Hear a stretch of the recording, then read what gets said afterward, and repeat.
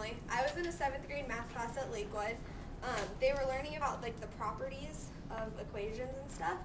And so my hook for them, like there's a cartoon, it's on here if you guys want to see it.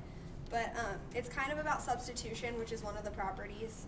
So I thought that would kind of give an intro to like what a property is.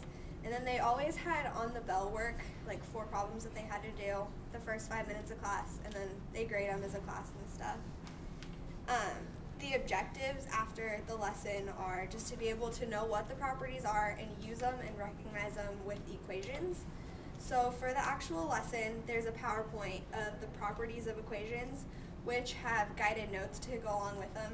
So like the teacher would go through the PowerPoint, and then the students would copy it down onto their note sheet. And then afterwards, for like an in-class activity, they are to make a poster. And there's the guidelines for the poster, like in groups of 2 or 3, each group is going to have one of the properties, and they have to write the definition with at least 3 examples of the property, and then some clever like saying, song, or something to remember it. The teacher would have one, I don't remember what it was, but about like the associative property. And so she showed them that, and then they had to make up their own.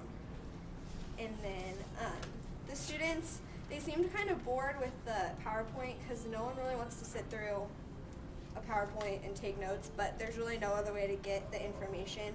So they had fun with the poster though, getting to do it themselves. And then I talked to my teacher, but not a ton.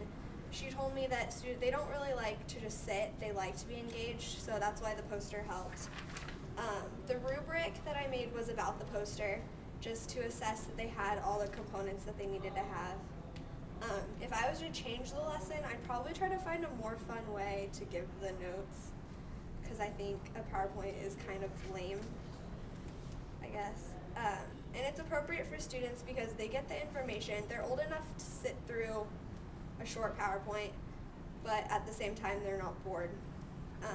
And they have the interactive stuff to do also.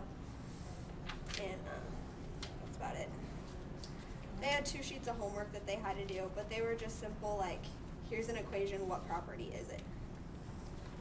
That's the end.